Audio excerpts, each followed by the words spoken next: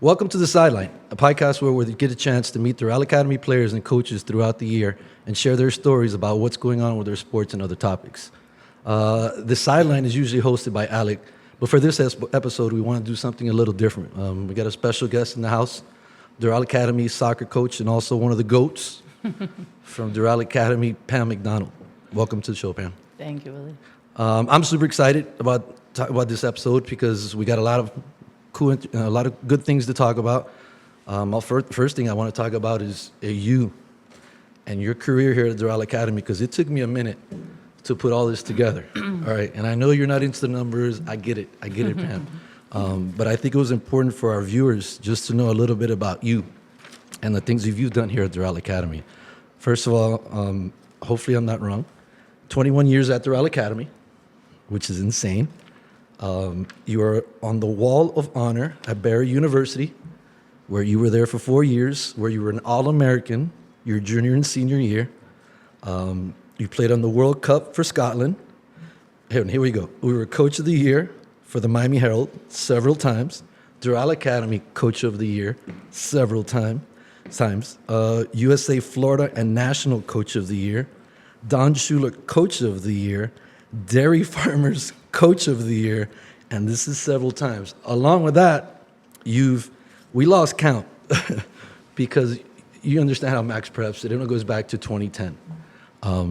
And going back then, we counted up 199 wins. But there was 2 boys seasons that were missing, and there was also 4 girls seasons missing. And I had the conversation with you. I said, man, you told me, hey, look, about 10, give or take, that's 40. And then boys, the 2 that are missing, I'm sure, like, you had another 10. So we're talking about 250, 60 wins. Pam, that's awesome. I mean, how do you feel about that? You missed one important Uh-oh, accolade. Which was that? The USA Today Coach of the Year. Yeah, I think I did. I said did you USA, say that? yes. Okay. USA and Florida National Coach of the Year. The reason I say that one is because I'll never forget the day where Carlos Ferraz gave me a phone call. And you know Ferraz doesn't call you for nothing. You're either in trouble or... You better answer that phone. I did answer the phone that day, and he informed me, Coach, do you know what the USA Today is? And I'm like, not really, He's like, that's a big major newspaper, one of the biggest. And we never even knew that you had, because of the other accolades, I guess, you had been nominated for the Coach of the Year. And he's like, you won it. And I'm like sitting with my coffee. I'm like, okay. And he's like, no, but you don't know what that means, right? And I'm like, no. And he's like, you won it. Every sport, in the whole nation, you won the Coach of the Year, like football, baseball. And I'm like, okay, I guess that's a big deal then. He's like, it's a big deal. It's a big deal. I'm like, okay. And I'm like, then I call a friend that is from United States, and she's like, you won what? You what? You're crazy. And then I guess at that point I was like, okay, this is a big deal. And then she actually went and looked up there was actually a nominee, there was a ceremony, and she gave me the actual film from the ceremony, and I was flabbergasted. You're a coach.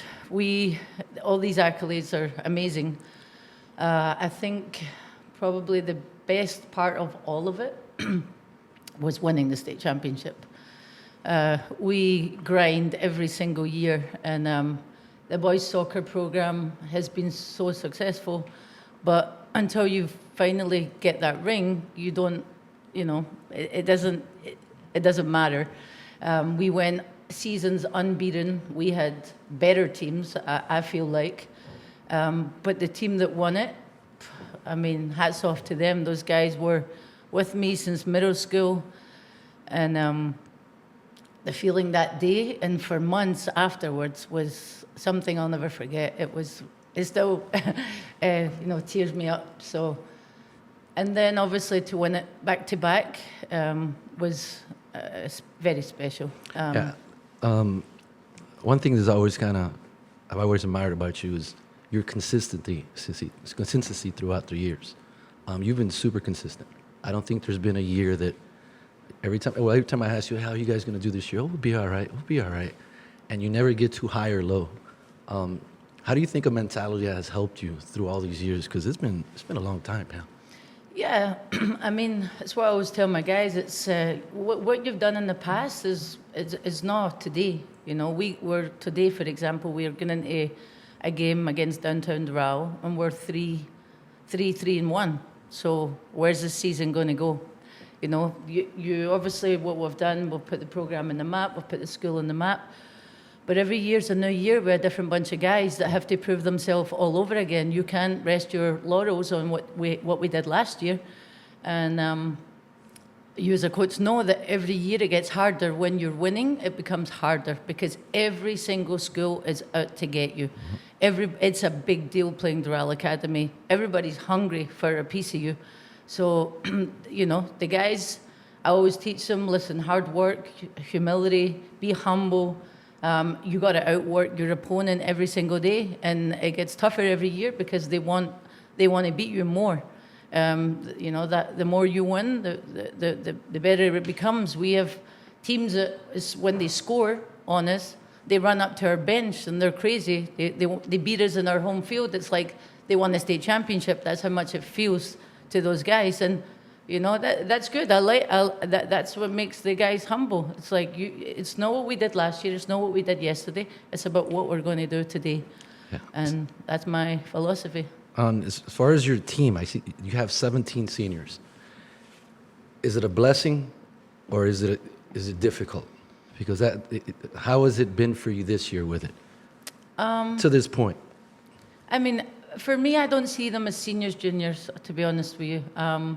They're players, and I don't. My seniors know, like you're not a senior starting. It doesn't happen. You're a senior or junior, freshman, sophomore, fighting for a position in the field. If you're playing well, you'll get the chance, and if you're not playing well, you're going to sit on the bench, and that's how it is. I don't have a relationship with, a class. We need to win. I need to put a team in the field that wins, and. It's not about keeping players happy. Obviously, it's about keeping the team happy. But the seniors have to work just as hard as the freshmen. It's very hard, obviously, for a freshman to come into this team and start. But we have a kid this year who's doing exactly that.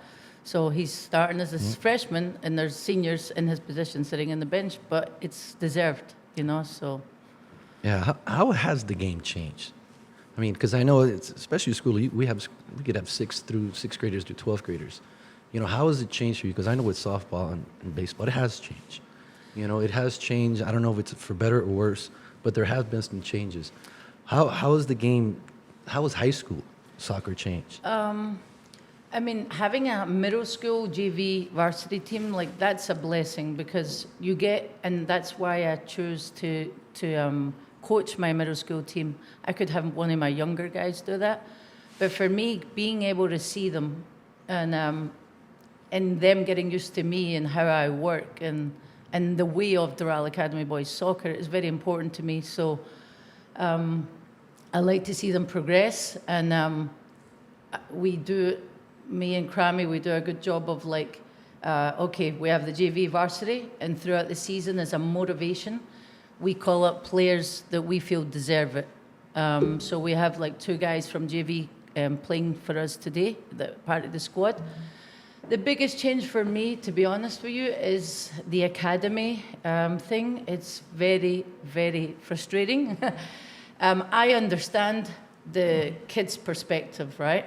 I'm all about the whole point of playing soccer is, number one, professional. That's very difficult to do, but obviously you have that dream.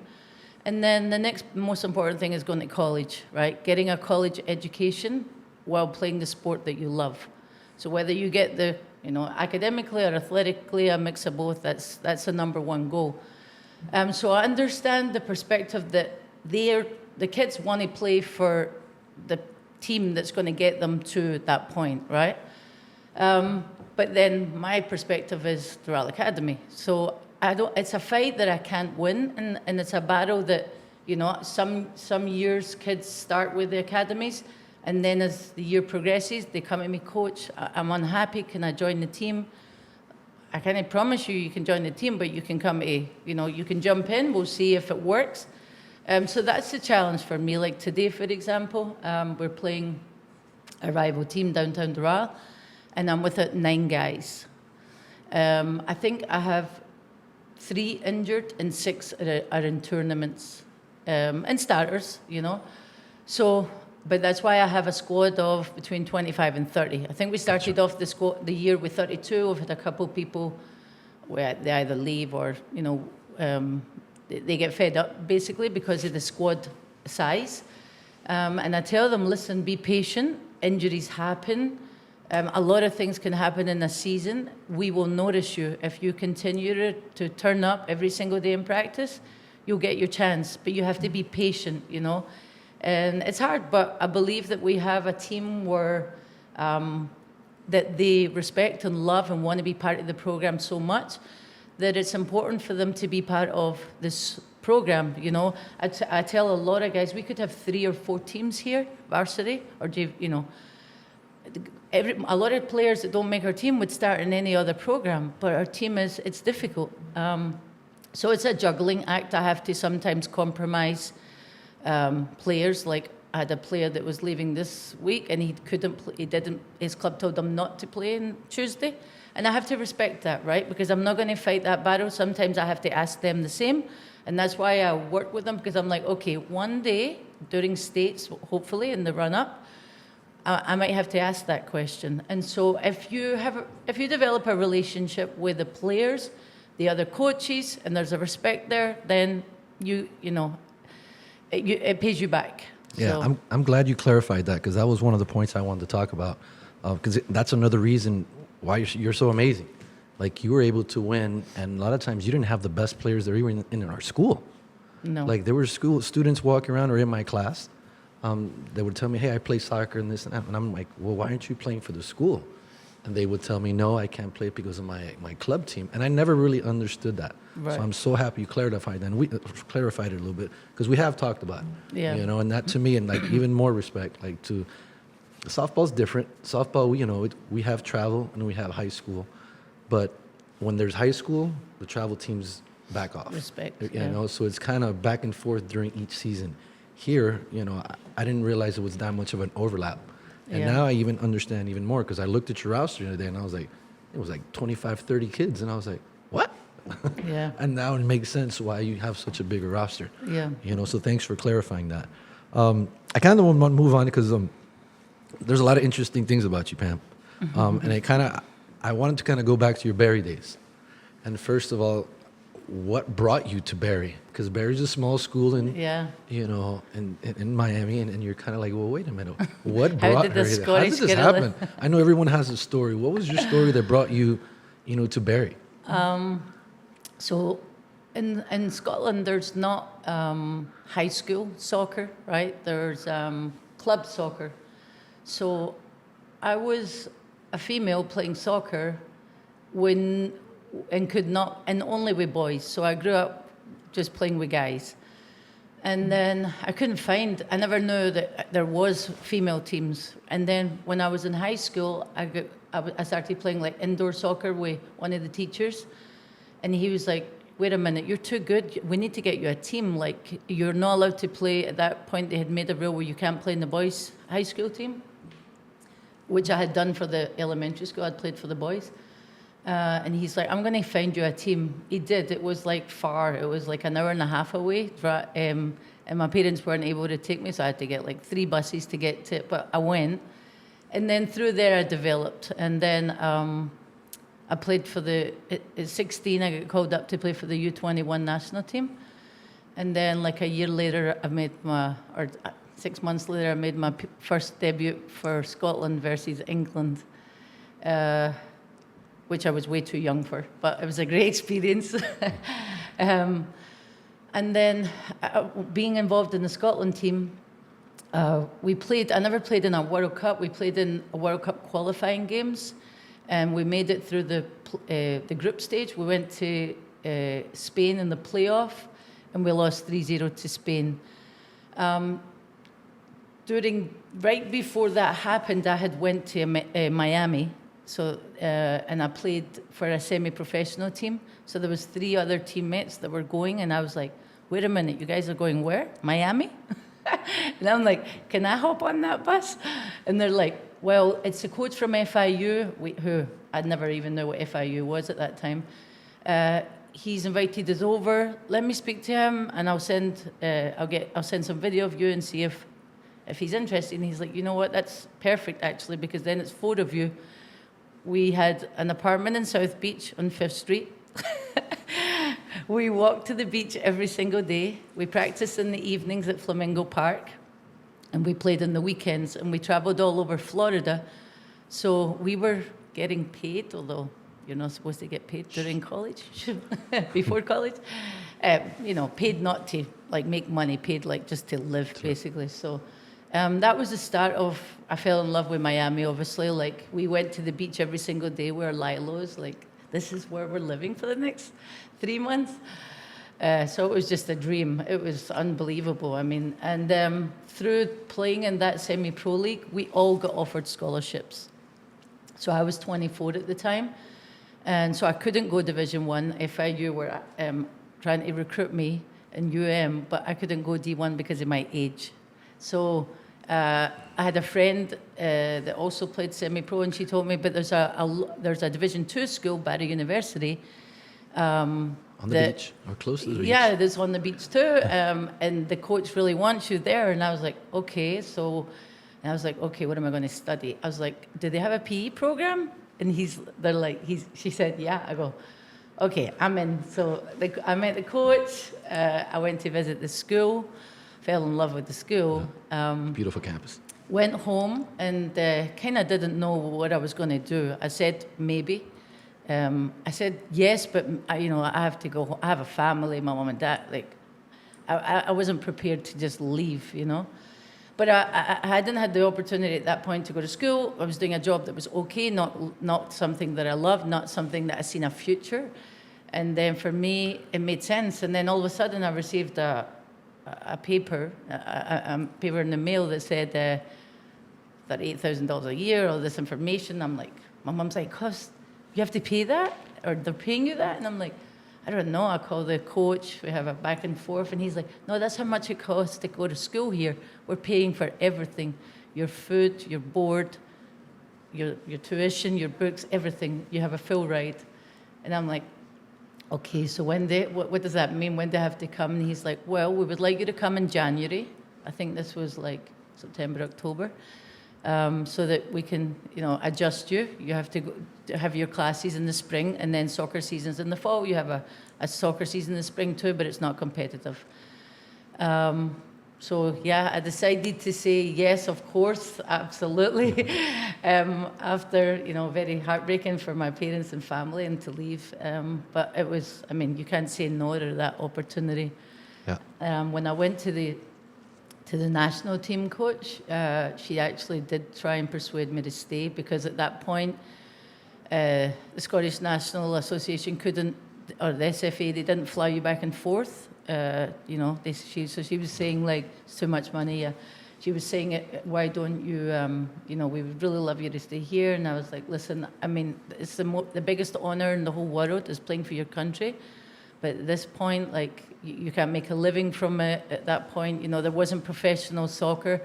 I was like, this is an opportunity that I really can't say no to. So that was very difficult. That did almost, that strung at my heart, because to give up playing for your national team, years later, maybe 10 years later, they changed that policy, obviously, and now kids can go back and forth. But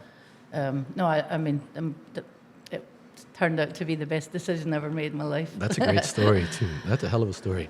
Okay, so all these wins and all these years, all this coaching, and we're getting to that point, and I got an email yesterday that didn't surprise me, but I knew it was coming, and it was coming soon.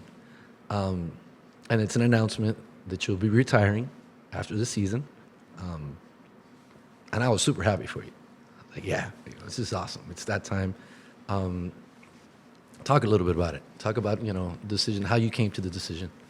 Well, obviously, I've been here for 25 years. I came here like 1998, 26 almost. And I love Miami. I love Doral. This is my life, has been.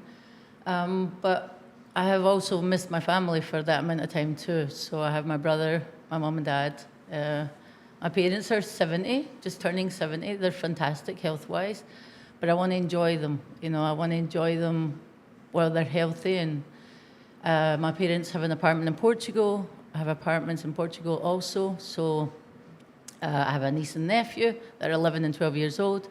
My little nephew just signed professional soccer. So I want to go back and I want to spend time with them. I want to, you know, I can go back and forth to Scotland. It's only 3 hours away. And it's, I think it's time, you know, it's, I've done what I needed to do here, and I have, I'm leaving the program to good people. I have a special person in mind that's to take over. That's obviously, I have to do a lot of negotiations through administration to make sure that that can happen. And I have, you know, 3 or 4 assistant coaches that were my former players. So it's time for them. It's, you know, I'm confident that they can do a job, and you know, I'm happy at this point to make that decision. So Portugal's a nice pace of life, living by the beach, cheap Beach food. is always a kind of a tie with the beach. I have to be close to the water. I'm a beach girl. Yeah. Yeah, and that's what I want to talk about. I mean, Ms. McDonald, you've been on the field for a long, long time. Like, let's let our audience know, who are you outside of the soccer field? So I know personally, I always see you on the beach and your Instagram and all that stuff, traveling the world. Talk about that. I'm like, who are you outside of Coach McDonald? I mean, I think I just love life, right? I love to travel. I love being with my friends and family, my significant other. Yeah, I'm a, you know, happy person that just live like a normal life. You know, I like the weekend, what do I like to do?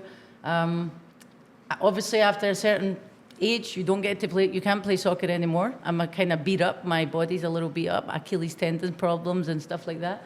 So in spare time, I love to like kayak.